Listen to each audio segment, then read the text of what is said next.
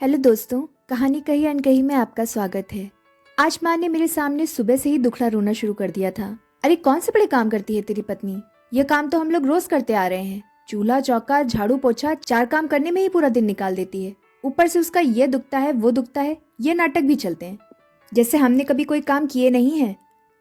और हमारी पत्नी को कहने गया तो वह सीधे मुंह बात भी नहीं कर रही थी, बस चुपचाप सुने जा रही थी। ऐसे में माँ की बात मुझे सही लगी। सही तो है, माँ भी तो कितना काम करती थी पहले। लेकिन ये हमारी भार्या का तो अलग ही नाटक है। लेकिन मैं भी क्या करता, दोनों के बीच पिसना तो मुझे ही था। इसलिए पत्नी से बात करने उसके पीछे चला गया। मैंने भी गुस्से में कह दिया, अरे क्या ही काम करना पड़ता है, मुझे देखो सुबह से उठता हूँ, घर के बाहर रहता हूँ, पूरा दिन काम करता हूँ, तब जाकर शाम को आराम करना चाहता तो तुम्हारी किचकिच चल रही होती। लेकिन पत्नी कहाँ मानने वाली थी। अभी उसके सामने माँ भी तो नहीं थी कि बोलते समय कोई लिहाज करना पड़े। तो मुझे बोल पड़ी, ठीक है पतिदेव जी, एक दिन आप मेरी जिंदगी जीना पसंद करोगे? तो मैंने भी कह दिया, ठीक है कर लूंगा। उस दिन तुम कुछ भी काम मत करना, बस बैठी रहना। यह जो दिन भर यहाँ वहाँ अड़ोसी पड़ोसियों के घर चली जाती हो, बचे कुछ टाइम में अपनी मायके वालों से फोन पर बात करने में लगा देती हो। अगर पूरा दिन टाइम पास नहीं करोगी तो 2 घंटे में काम निपट जाएगा। पत्नी एक बार मुस्कुराई और कहा, नहीं नहीं पतिदेव जी, आपको पूरा दिन घर काम नहीं करना है, बस आपको मेरे हिस्से के 3 ही काम करने हैं। बस 3 काम? बताओ भला कौन से हैं? मैंने भी पूछ लिया। तो पत्नी बोली, पहला काम मैं कपड़े धोऊंगी, आपको बस उन्हें सुखाना है। दूसरा काम मैं सारे बर्तन साफ करूंगी, आपको उन्हें बस जमाना है। और तीसरा काम मैं सारे घर में झाड़ू पोछा करूंगी, बस आपको कचरा उठाना है। मैंने एक शरारती मुस्कान के साथ कहा, तुम भी ना अच्छा खासा मौका दे रहा था आराम करने का, हाथ से गंवा रही हो। चलो ठीक है, कल सुबह तैयार रहूंगा। सुबह हो गई, सबका चाय पानी नाश्ता हुआ। उसके बाद पत्नी ने सारे बर्तन धोकर टोकने में रख दिए तो मैं वो बर्तन जमाने के लिए आगे बढ़ा। उतने में पत्नी बोली, अरे अरे पतिदेव जी, बर्तन के ऊपर का पानी निथारने दीजिए।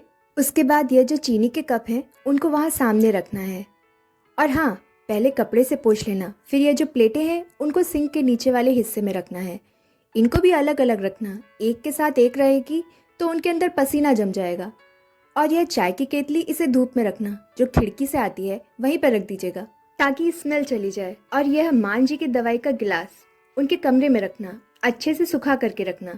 मैंने उसकी बात सुनी और ठीक वैसे ही बर्तन जमाने लग गया। बर्तन जमाते जमाते कब 15 मिनट निकल गए पता ही नहीं चला। क्या करता, चीनी की प्लेटें थी, हल्के हाथ से साफ करनी पड़ी, टूट जाती तो। डर था, रोज माँ मेरी पत्नी को सुनाती है, कहीं आज मुझे ना सुनना पड़ जाए। फिर पत्नी ने झाड़ू निकाली और कचरा वही रहने दिया। मैं कचरा उठाने निकल गया तो उसने बताया, पतिदेव जी कचरे को अलग अलग करके डालना, गीला कचरा अलग, सूखा कचरा।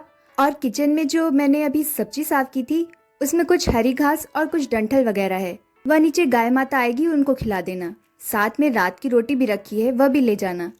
मैंने भी एक हाथ में गीला कचरा, एक हाथ में सूखा कचरा और किचन का कचरा सब लेकर आंगन में दाखिल हुआ। कॉलोनी में पहले से ही गाय माता अपने दर्शन दे रही थी तो मैं उनके पास गया, उनको रोटी खिलाने लग गया। माता जी ने थोड़ा बहुत खाया, थोड़ा बहुत कचरा फैला दिया। फिर वापस मैं झाड़ू लेकर उसे साफ करने में लग गया। कचरे की गाड़ी की आवाज तो आ रही थी लेकिन गाड़ी अभी तक आई नहीं। शायद जगह जगह पर रुकते हुए आती है, इसलिए समय लग रहा था। तो उसका इंतजार करते बाहर खड़ा हो गया। अकेले अकेले इंतजार करने में बोरियत होने लगी तो अपना मोबाइल निकाल के बातचीत करना शुरू कर दिया।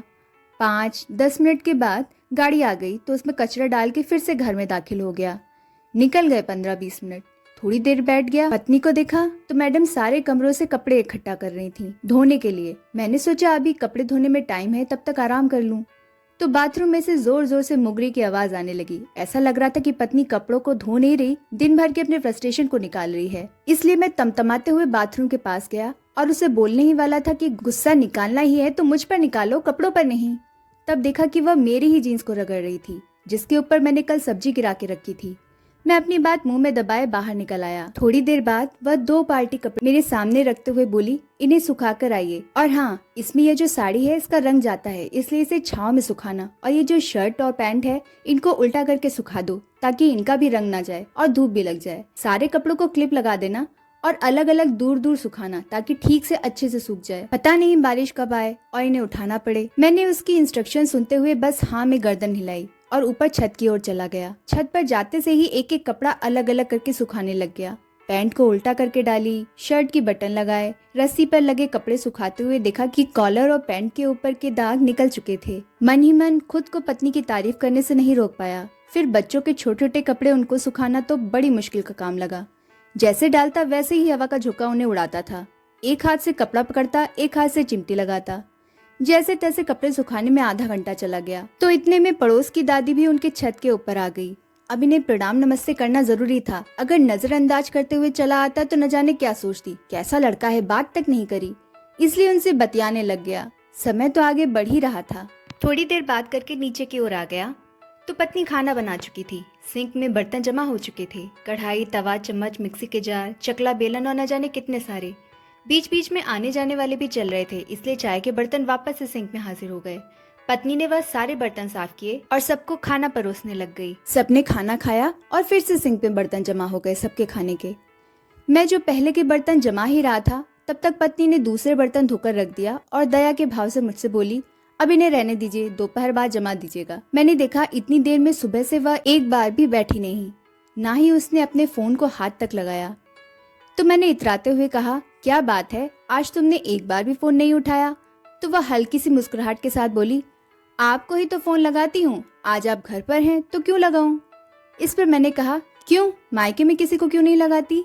माँ तो कहती है कि दिन भर मोबाइल पर लगी रहती है। मेरी तरह मायके की औरतें भी काम में ही बिजी रहती हैं। त्योहार पे छुट्टियों के दिन बातचीत कर लेते हैं। माँ ने ऐसा बोला तो ठीक ही बोला। बच्चों की ट्यूशन वाली, गैस कनेक्शन वाला, डिक्स वाला, कुरियर वाले, आधे से ज्यादा काम तो आजकल मोबाइल पर ही होते हैं। वह निर्विकार भाव से बोली। फिर बच्चे स्कूल से घर आ गए तो उससे वापस से गैस जलाया, बच्चों को उनके पसंद से खाना खिलाया। बच्चों के टिफिन वापस से सिंक में हाजिरी देने आ गए। फिर से उनके खाने की प्लेटें वहां जमा हो गई। पत्नी ने उन्हें भी धोया और एक साइड रख दिया और झाड़ू निकालने लग गई, क्योंकि यह सुबह से ही दूसरी बार की झाड़ू थी। कचरा तो हो चुका था। इतने में ही माँ की आवाज आई चाय बनाने के लिए, तो वह चाय बनाने लग गई। वापस से चाय के बर्तन सिंक में चले गए। पत्नी ने उनको भी धोए और रख दिए। बच्चे स्कूल से आए थे तो उनके स्कूल के कपड़े बाथरूम में आ गए, तो पत्नी और कपड़े धोने लग गई, क्योंकि दूसरे दिन स्कूल में वही कपड़े पहन के जाने थे। मैं जो किचन में धुले हुए बर्तनों का ढेर देखकर ही डर रहा था कि उनको पोंछ कर सुखाकर जमाना है, तभी इतनी देर में पत्नी बाल्टी में बच्चों के स्कूल के कपड़े लेकर आ गई और बोली, इन्हें सुखा कर आइए। यूं ही पूरा दिन चला गया।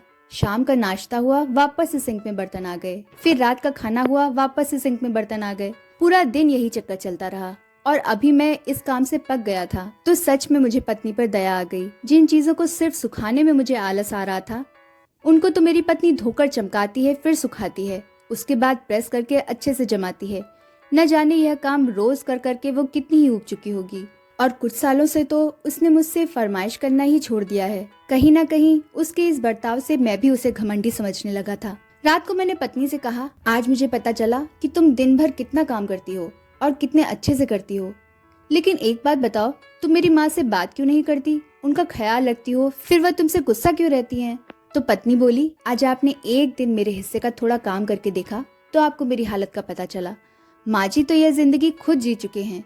दिन भर खुद अपनी आंखों से रोज मुझे देखती हैं, इसके बाद भी संतुष्ट नहीं रहती, कमियां निकालती हैं, मेरे शरीर के दर्द को नाटक समझती हैं। बताओ भला मैं कब तक अपनी सफाई पेश करूंगी? बोलूं तो बदतमीज, ना बोलूं तो घमंडी। वो कहते हैं ना, हमारा जमाना हमारा जमाना।